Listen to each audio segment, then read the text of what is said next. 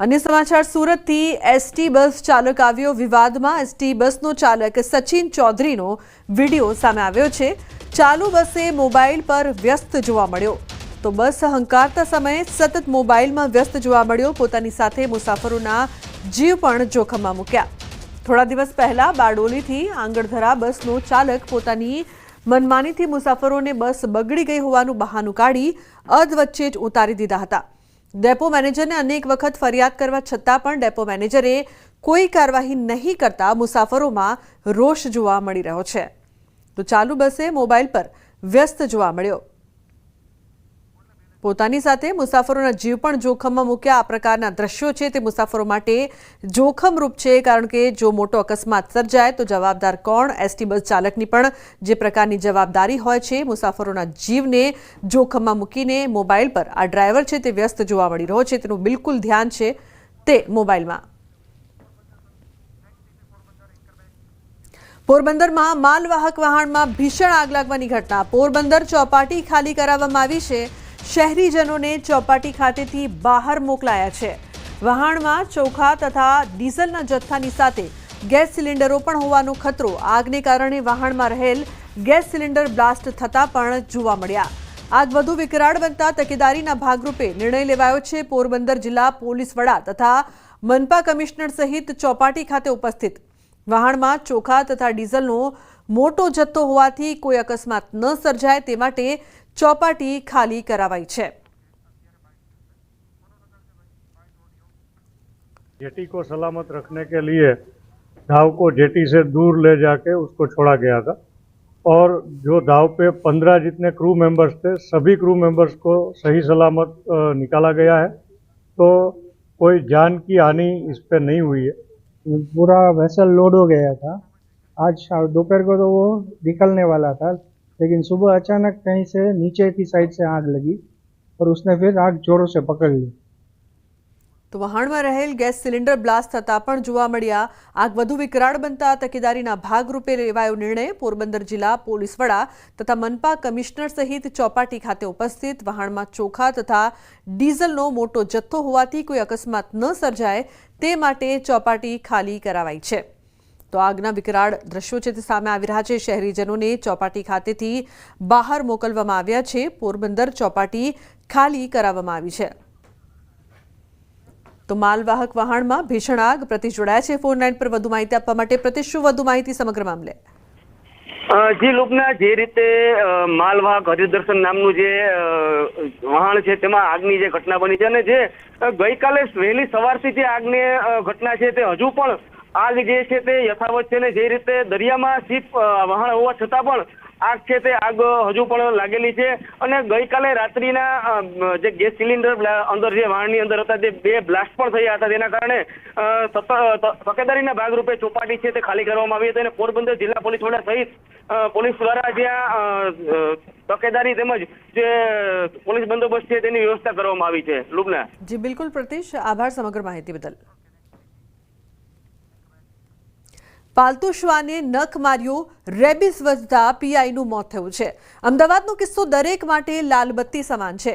Control રૂમના ફરજ બજાવતા પીઆઈનું સારવારમાં મોત નીપજ્યું છે। પીઆઈને પાલતુ શ્વાને નખ માર્યો હતો। નખ વાગતા હડકાયા થઈ ગયેલા હતા, જ્યાં શરીરમાં રેબીસ વધી જતા સારવારમાં તેમનું મોત નીપજ્યું છે।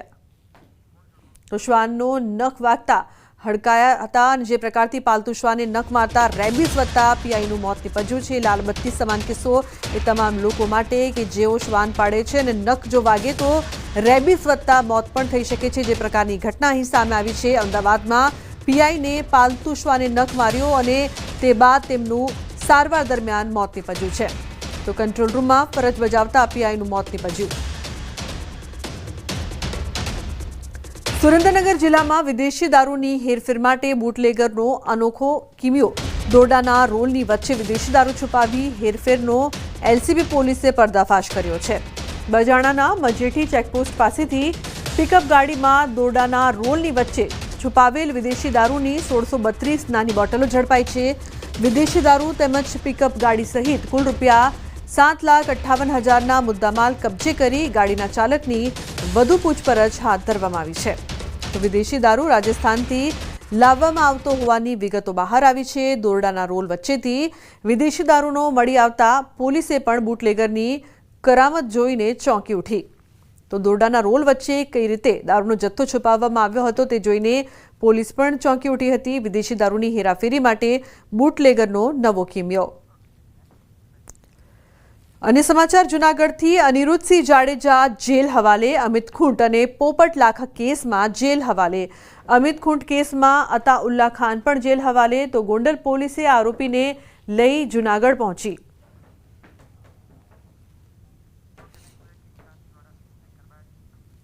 બનાસકાંઠાના દાંતીવાડા ડેમમાંથી પાણી છોડાતા બનાસ નદીના નીર પહોંચ્યા ડીસા। ડીસામાં બનાસ પુલ નીચેથી પસાર થતી સજીવન બનાસના નદીના દુર્લભ દ્રશ્યો। વર્ષ 2022-2023 બાદ ફરી સજીવન થઈ બનાસ નદી। ડીસા બનાસ નદીને નિહાળવા મોટી સંખ્યામાં લોકો ડીસા પુલ નજીક પહોંચ્યા। લોકોને વહેતા પાણીથી દૂર રહેવા માટે અપીલ પણ કરવામાં આવી છે।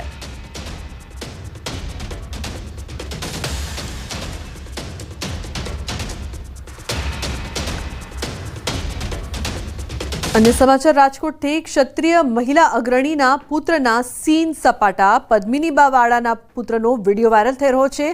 કમર પર રિવોલ્વર જેવા હથિયાર સાથેનો આ વિડીયો છે તે વાયરલ થઈ રહ્યો છે। ફિલ્મના ડાયલોગ સાથે વિડીયો અપલોડ કર્યો। અર્વાચીન રાસોત્સવમાં હાજરી આપી હતી। પદ્મિનીબાવાળાના પુત્ર પાસે હથિયાર જોવા મળતા વિવાદ થયો છે। જાહેરમાં હથિયાર લઈને ફરતા ઉઠ્યા સવાલ।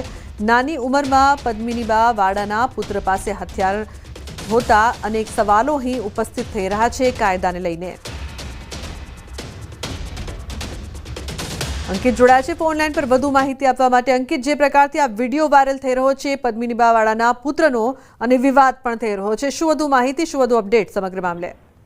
લુબના, ચોક્કસ કરીને ખાસ કરીને વાત કરવામાં તો સોશિયલ મીડિયામાં હાલ એક વિડીયો વાયરલ થઈ રહ્યો છે। આ વિડીયોની અંદર ક્ષત્રિય મહિલા અગ્રણીના પુત્રના સીન સપાટા છે તે જોવા મળી રહ્યા છે। પદ્મિનીબાવાળાનો જે પુત્ર છે તે રિવોલ્વર જેવા હથિયાર સાથે છે તે જોવા મળી રહ્યો છે। પોતાના કમર ઉપર રિવોલ્વર જેવું હથિયાર ટીંગાડતું હોય તે પ્રકારના દ્રશ્યો છે તે સામે આવ્યા છે। સાથોસાથ આ જે વિડીયો અપલોડ કરવામાં આવ્યો છે તેમાં છાવા ફિલ્મના ડાયલોગનો પણ ઉપયોગ કરવામાં આવ્યો છે। ત્યારે હવે સમગ્ર મામલાનો વિડીયો જ્યારે સોશિયલ મીડિયામાં વાયરલ થયો છે ત્યારે રાજકોટ શહેર પોલીસ દ્વારા આ મામલે કોઈ કાર્યવાહી કરવામાં આવે છે કે કેમ તે પણ જોવું અતિ મહત્વનું બની રહેશે। સવાલ એ પણ ઉભા થઈ રહ્યા છે કે શું પદ્મિનીબાવાળાના પુત્ર પાસે પરવાના વાળું હથિયાર છે કે કેમ? જો પરવાના વાળું હથિયાર છે તો આવડી નાની ઉંમરે કયા પોલીસ કમિશનર દ્વારા આ હથિયાર છે તેનો પરવાનો આપવામાં આવ્યો? આ તમામ જે સવાલો છે તે હાલ અત્યારે સામે આવી રહ્યા છે। જી લુબ્ધા। જી બિલકુલ અંકિત, આભાર સમગ્ર માહિતી બદલ। અન્ય સમાચાર અમદાવાદથી કર્ણાવતી ક્લબની ચૂંટણી સંપન્ન। કર્ણાવતી ક્લબની ચૂંટણીના પરિણામો જાહેર। 14 ઉમેદવારની ચૂંટણીમાં 10 ઉમેદવાર વિજેતા, 10 ડિરેક્ટરોનો વિજય, 4ની ડિપોઝિટ જપ્ત। 13,472 મતદારોમાંથી 4,447 મતદાન કર્યું। ક્લબની ચૂંટણીની પ્રક્રિયા હોય છે ઓનલાઈન।